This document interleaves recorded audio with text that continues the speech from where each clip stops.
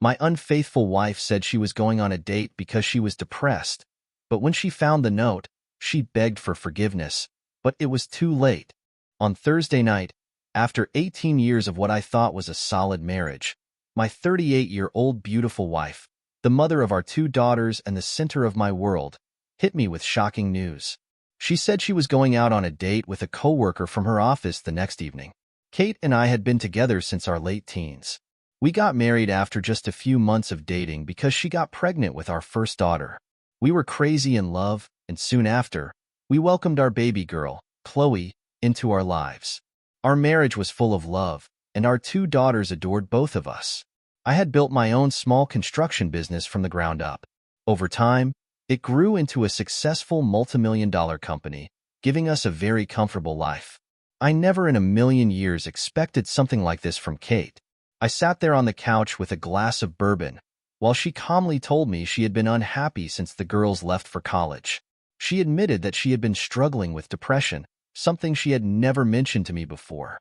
Then, she dropped another bombshell. Her colleague, Brian from HR, had been supporting her emotionally through this tough time. It hurt deeply to hear that she had relied on another man for comfort. She went on to explain that he was married with 3 young kids and had positioned himself as some kind of therapist, but I saw him for what he was, an opportunist. He was preying on vulnerable women like Kate. She told me, "Jake, I'm sorry, but I need to do this for myself. It's not about you, and I hope you can give me this one night." I wanted to scream, to lash out, but I knew how stubborn Kate could be. Once her mind was made up, there was no convincing her otherwise. I sat there in stunned silence, holding back the urge to explode. When she finished speaking, I calmly stood up, put my drink down, and left the room without saying a word. Kate followed me, pleading, "Jake, please, don't ignore me. I needed to tell you this before anything happened." I didn't respond. I walked to our bedroom, packed a bag for a couple of days, and headed straight for the garage. She followed me all the way, begging me to stay, saying it was just one night. That night, I checked into a hotel. It was the Hilton, $350 a night, but I didn't care. If I was going to be miserable, at least I was going to do it in comfort. I blocked Kate's number after sending her one last text, telling her I wouldn't talk to her until I returned home on Saturday. I felt utterly betrayed. At work the next day, I asked my assistant to block any calls from my wife and made sure security knew not to let her in the building. I had a plan in place. I wasn't just going to sit around waiting for things to unfold. I was Jake Thompson, a man of action. People who knew me knew that I always followed through. That Friday morning, I called my older brother, a retired police detective, and told him everything. He quickly got in touch with a friend of his, Jim, a private investigator. The plan was simple: follow Kate and get all the details on this Brian guy. By Saturday, I wanted everything: his address, phone number, and pictures of them together. My brother assured me it would all be taken care of. That evening, while Kate was out with Brian, I had a different plan. I called up my friend Rick, who had been through a nasty divorce, and got the contact information for an escort service. I wasn't going to sit around feeling sorry for myself. If Kate could go on a date, then I could have my own fun. I arranged to meet with a young, attractive brunette for the evening. I wasn't interested in anything long-term, just something to take the edge off. Meanwhile, Kate was getting ready for her night out. She took her time, putting on makeup and slipping into a new dress she had bought specifically for the evening. I imagined her standing in front of the mirror, admiring herself, getting ready to meet another man. The thought made me sick. Saturday morning came, and the private investigator sent me all the information I needed. He had followed them to a restaurant downtown, where they had dinner, and later to a club where they danced and kissed. It was all there, in photos and videos. My worst fears were confirmed. That afternoon, I called Kate's father, a man I had always respected. I told him everything. "John, I need to tell you something. Your daughter is out on a date with another man. Our marriage is over." John was shocked and couldn't believe it. He tried to console me, telling me not to act rashly, but my mind was made up. I thanked him for listening and hung up. Later that day, I drove over to Brian's house. I knocked on the door, and his wife, Leah, answered. I told her everything. She was devastated. I showed her the pictures of her husband with my wife, and she broke down in tears. It was a difficult conversation, but I felt she had the right to know. By Saturday evening, I returned home, leaving a note for Kate on the front door. Kate, you broke our vows. I no longer consider us married. You can stay in the house, but you won't be sharing my bed. Your clothes and things are in the guest room. Enjoy the freedom you asked for. Jake. When she came home and saw the note, she was hysterical. She tried calling me, but I ignored her. I had made my decision. Our marriage was over. In the months that followed, I moved on. I filed for divorce and started rebuilding my life. Kate tried to win me back, but I couldn't forget the betrayal. She had destroyed everything we had built together, and there was no going back.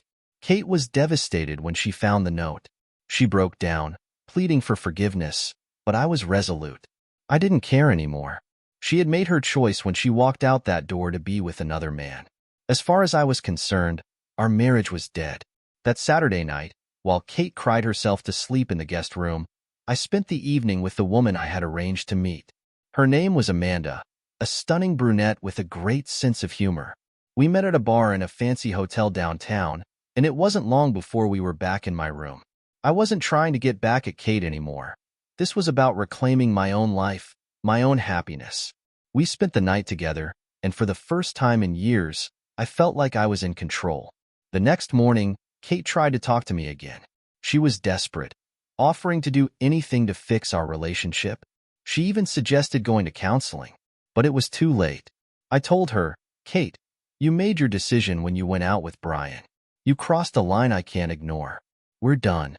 She cried, saying she didn't think it would hurt me this much, that it was just one night, but she didn't understand the damage she had done. I couldn't even look at her without feeling sick. Over the following weeks, Kate moved into the guest room permanently. I filed for divorce and took off my wedding ring. The papers were drawn up quickly since we had a prenuptial agreement. The moment she went out with Brian, she had broken our prenup, which gave me a significant advantage in the settlement. She knew it, and there wasn't much she could do about it. I continued to see Amanda for a while, enjoying my newfound freedom. The weekends were a blur of nights out, parties, and no-strings-attached fun. For a while, it felt good, liberating even, but eventually, the excitement started to wear off. The emptiness set in. As much as I hated what Kate had done, I missed having a partner. I missed the life we had built together, and I couldn't deny that a part of me still loved her, despite the betrayal. Kate, on the other hand, tried everything to make amends. She stopped seeing Brian immediately after that night, swearing that nothing serious had happened between them. But trust, once broken, is nearly impossible to restore. I knew it, and so did she. She offered to go to therapy, and after a lot of soul-searching, I reluctantly agreed. We started counseling a few weeks after the divorce papers were filed. It was awkward and painful. The therapist made us go through every detail of what had happened. Kate's reasons for going out with Brian, my reaction, the breakdown of our communication over the years. Slowly, we started to unpack everything, and I began to see that the cracks in our marriage had started long before that night. Kate had felt neglected and taken for granted. I, too, realized that I had become complacent, assuming that everything was fine because we weren't fighting. But the truth was, we had both drifted apart. Counseling wasn't easy. It forced us to confront things about ourselves and our relationship that we had ignored for years. But bit by bit, it started to help. Kate was genuinely remorseful, and for the first time, I could see that she was serious about making things right. She was willing to do whatever it took to rebuild my trust, even if it meant giving me full access to her phone, email, and social media accounts. She even agreed to a postnuptial agreement that was even stricter than the prenup, ensuring that any future infidelity would leave her with nothing. Despite her efforts, I couldn't shake the feeling that things would never be the same again. The images of her with Brian, laughing, dancing, and kissing, haunted me. Even though she swore nothing physical happened beyond that one night, I couldn't erase those moments from my mind. It was like a stain that no amount of therapy could wash away. Over time, our relationship did improve, but it never fully recovered. We stopped talking about the affair after a while, but the shadow of it lingered over us. The love we had once shared had been tarnished, And even though we stayed together for the sake of our kids, it wasn't the same. We lived like roommates more than husband and wife, and although Kate tried to rekindle the romance, I just couldn't go back to the way things were. Meanwhile, Brian's life fell apart. His wife, Leah, found out everything, thanks to the photos and videos the private investigator had collected. She kicked him out, filed for divorce, and took him to the cleaners.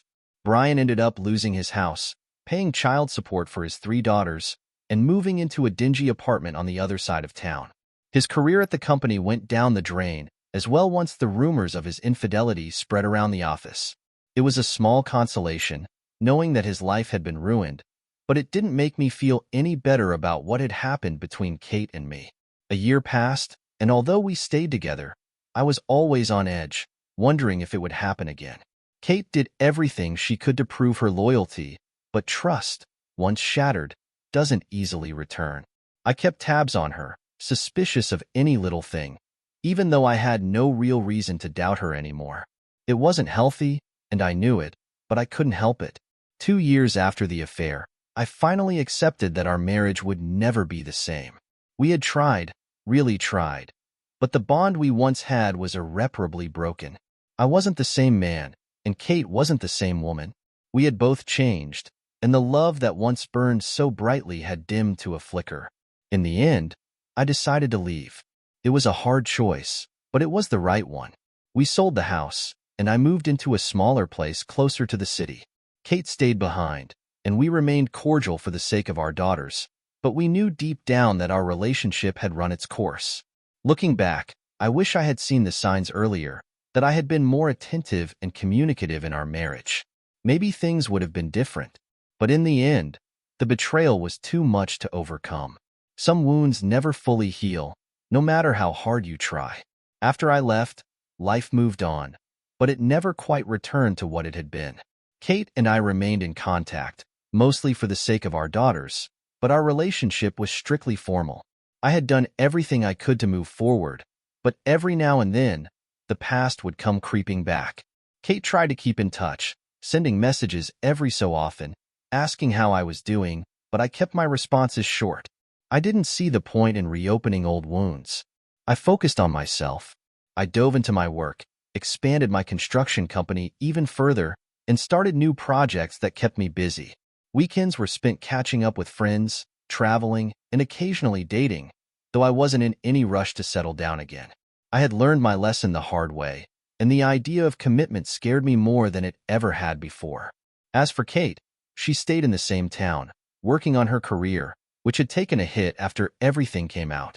She had lost the respect of some people in the community, especially after word spread about her brief involvement with Brian. While she tried to rebuild her professional reputation, it was clear that things were never going to be the same for her either. She kept her head down, focusing on her job, and from what I heard through mutual friends, she rarely went out anymore. Brian, meanwhile, faced his own downfall. His marriage was completely over. His wife, Leah, divorced him and gained full custody of their children, leaving him with barely enough to get by. He bounced from job to job, never quite finding his footing again after the scandal. Every so often, I'd hear about him, usually some story about how his latest relationship had fallen apart or how he was struggling to stay afloat. In a way, it was satisfying to know that he got what he deserved, but it didn't undo the damage he'd caused. As time passed, I found some peace. I started dating again, more seriously this time. About 2 years after leaving Kate, I met someone new. Her name was Lily, and she was nothing like Kate. She was independent, confident, and refreshingly honest. We took things slow at first, but before long, we were spending more and more time together. With her, I found a sense of happiness that I hadn't felt in years. Our relationship was different from the one I'd had with Kate. With Lily, there were no illusions, no secrets. We communicated openly, and I made sure to never take her for granted. She taught me what it meant to truly move forward and not let the past define me. Slowly but surely, I began to trust again, something I thought I'd never be able to do after Kate's betrayal. Kate, on the other hand, never fully recovered from what had happened. She stayed single, focusing on rebuilding her life, but from what I could tell, she was haunted by the choices she had made. Our daughters, now adults, kept in touch with both of us, but even they saw the strain in their mother. They never fully understood why we split, but I wasn't about to drag them into the mess. One day, out of the blue, Kate called me. It had been almost 3 years since we parted ways. She sounded different, quieter, more subdued. She asked if we could meet up, and though I was hesitant, I agreed. We met at a cafe we used to frequent years ago, a place filled with old memories, both good and bad. When she walked in, I barely recognized her. The confident, lively woman I had married was gone, replaced by someone who seemed tired, worn out by life. We exchanged pleasantries, but the conversation quickly turned serious. "Jake," she said, her voice soft, "I've been doing a lot of thinking. About us, about what happened. And I just want you to know how sorry I am. I know it's too late to fix things, but I needed to tell you that I regret it all, every decision that led us here." I listened quietly, unsure of how to respond. Part of me wanted to say something harsh, to remind her of the pain she caused, but another part of me realized that there was no point in reopening old wounds. She already knew the damage was done. "I appreciate that, Kate," I finally said, "but we've both moved on. What's done is done, and we can't change it." She nodded, her eyes downcast. "I just wish I could go back and undo it all. You were the best thing that ever happened to me, and I threw it away." There was a long silence before I spoke again. "We can't live in the past, Kate. It's time to let it go." She smiled sadly. "I know. I just wanted to say it out loud." We said our goodbyes, and that was the last time I saw Kate. After that, she faded from my life for good, and I let her go. It was time for both of us to move on for real, no more looking back. As for me, I continued building my life with Lily. We eventually moved in together, and though I wasn't in a rush to get married again, I knew that this time, I was with someone I could truly trust. Someone who valued honesty and loyalty just as much as I did. A few months had passed since that final meeting with Kate, and life had fallen into a steady rhythm for me. Things were good. Lily and I were closer than ever. My business was thriving, and I felt like I had finally put the worst behind me. But life has a funny way of throwing you off balance just when you think you've got it all figured out. It all started with an unexpected phone call. It was a chilly Monday morning, and I was just about to head into a meeting when my phone buzzed on my desk. The number was unfamiliar, but I answered it anyway. "Jake Thompson?" came a voice on the other end, sharp and to the point. "Yes, this is Jake. Who's calling?" I replied, distracted as I shuffled through some paperwork. "This is Detective Harris from the local precinct. I'm calling about Kate Westfield, your ex-wife." The moment he mentioned Kate, my heart skipped a beat. "What's this about?" I asked, my tone stiffening. "She's been involved in an accident," the detective said, his voice softened a touch. "It's serious. She's in critical condition at St. Mary's Hospital. You're listed as her emergency contact." I stood frozen, my mind spinning. Kate and I hadn't spoken since that cafe meeting months ago, and I had no idea I was still her emergency contact. But hearing that she was in critical condition stirred something inside me. Despite everything that had happened between us, I couldn't ignore this. "Thank you for letting me know," I said quickly. "I'll head there right away." I canceled my meeting and drove straight to the hospital. The whole drive over, my mind raced with thoughts about Kate. What kind of accident had she been in? How serious was it? Despite the pain she had caused me, I couldn't stop worrying. When I arrived at the hospital, I was directed to the ICU. A nurse informed me that Kate had been in a serious car accident late the previous night. Her car had collided with a truck on the highway, and she had suffered multiple fractures, internal bleeding, and a traumatic brain injury. The prognosis wasn't good. "She's unconscious," the nurse said softly. "It's a waiting game now." I stared at her through the window of the ICU room, her body covered in bandages, tubes running from machines that kept her alive. She looked so fragile, so far removed from the strong-willed woman I had once known. My chest tightened as a flood of memories hit me all at once. Our early days together, the birth of our daughters, the good times before everything fell apart.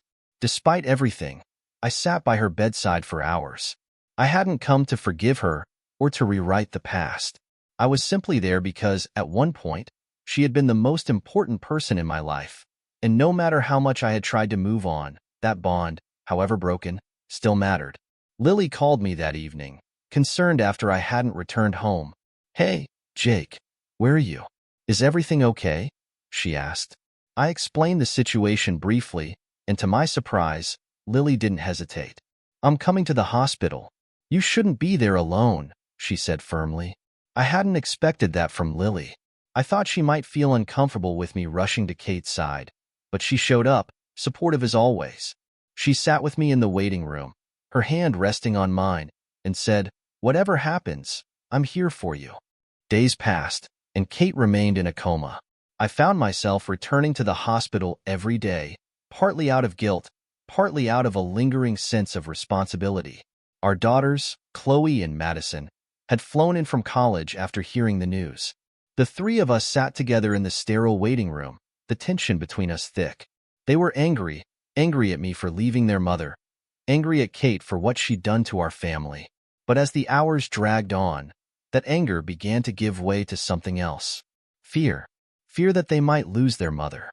I tried to talk to them, to bridge the gap that had grown between us since the divorce, but the distance was still there. "Dad," Chloe said one evening, her voice shaky, "what if she doesn't wake up?" I didn't have an answer for her. I had no idea what would happen next. After 2 weeks, Kate finally opened her eyes. The doctors called it a miracle, given the extent of her injuries. But while she had regained consciousness, it quickly became clear that the accident had taken a toll on her mind. She had suffered brain damage, and her memory was severely impaired. She didn't remember the accident, and worse, she didn't remember the last several years of her life, including our divorce. When she saw me at her bedside, she smiled weakly. "Jake, you're here." I stood there, unsure of how to respond. "Yeah, I'm here." "I knew you'd come," she whispered, her voice hoarse. "I've missed you." Her words hit me like a ton of bricks. Kate had no idea we weren't still married. In her mind, we were still together. The doctors had warned me that her memory might be patchy, but I wasn't prepared for this. The woman lying in that hospital bed was living in a different reality, one where we hadn't gone through the painful years that led to our separation. I didn't know what to do. Telling her the truth felt cruel, but lying felt wrong. For the next few days, I struggled with what to say to her. Every time I visited, Kate would talk about our life together as if nothing had changed. She asked about the girls, about our home, and when we could go back to living our lives. It was heartbreaking. Finally, after a week of dancing around the truth, I decided I couldn't keep up the charade any longer. I sat down next to her bed, took a deep breath, and told her everything. I explained how our marriage had ended, how I had moved on, how our daughters were now grown and living their own lives. Kate listened in silence, her face pale and expressionless. When I finished, she closed her eyes and turned away from me. I could see the devastation in her face, the confusion and hurt as she tried to process it all. I don't remember any of it," she said quietly. "I thought we were still happy." I didn't know what to say. "A lot has happened, Kate. Things changed." She didn't respond. From that point on, the atmosphere between us shifted. Kate was no longer eager to talk, and when she did, there was a sadness in her voice that hadn't been there before. I knew I had done the right thing by telling her the truth, but it didn't make it any easier. As the weeks went by, Kate slowly began to recover physically, but mentally, she was still fragile. Her memory remained patchy, and she struggled to come to terms with the life she couldn't remember. She was discharged from the hospital eventually, but her care was far from over. She needed physical therapy and cognitive rehabilitation to regain some semblance of her old life. Chloe and Madison stepped in, helping their mother as much as they could. But the strain of it all weighed heavily on them. At one point, Chloe pulled me aside, tears in her eyes. "Dad, I don't know how much longer we can keep this up. She's different now. I don't think she'll ever be the same." I knew what she meant. Kate had changed. She was no longer the confident, independent woman she had been. The accident had left her vulnerable, and the memory loss had made her feel like a stranger in her own life. It was a heartbreaking situation, and I knew my daughters were struggling with it just as much as I was. One evening, a month after Kate had returned home, I received a call from her. I hadn't expected to hear from her again, but there was a quiet urgency in her voice. Jake, I need to talk to you, she said. Please, just meet me. I hesitated but agreed. We met at the same cafe where we'd had our final conversation months ago. When I saw her, she looked different, tired, older, like the weight of everything had finally caught up to her. Thank you for coming, she said, her voice soft. I sat down across from her. What's going on, Kate? She stared at the table for a long moment before speaking. I've been doing a lot of thinking. About everything. About the accident, the divorce, our life together. And I don't know who I am anymore. Her words hung in the air between us. I could see the pain etched into her face, the confusion that came with not remembering her own past. I'm trying to piece things together, but nothing feels real, she continued. I look at old photos, talk to the girls, and listen to what everyone says, but it's like I'm living someone else's life, and I don't know how to go forward. I didn't know how to respond. What could I say to someone who had lost themselves so completely? I don't expect you to fix this, Jake, she said, her voice breaking, but I needed you to know that I'm sorry. I'm sorry for everything I did before the accident. I'm sorry for hurting you, for betraying you. I know you can't forgive me, and I don't expect you to, but I wanted you to hear it from me. For the first time in a long while, I felt something shift inside me. The anger I had been holding onto for so long began to loosen its grip. Kate wasn't the same person who had hurt me. She was broken, just like I had been, but in a different way. I appreciate that, Kate, I said, my voice quiet. But we both have to move on. She nodded, wiping away a tear. I know. I just needed you to know that I regret it all. I've lost so much, and I'm scared I'll never be whole again. The sadness in her voice was palpable, and for the first time in years, I found myself feeling genuine sympathy for her. We sat there in silence for a while, two people who had once been everything to each other, now separated by years of pain and regret. After that meeting, I didn't hear from Kate much. She focused on her recovery, while I continued building my life with Lily. But something about that conversation stayed with me. It reminded me of the fragile nature of life, how everything we take for granted can be ripped away in an instant. In the end, we were all just trying to find our way forward.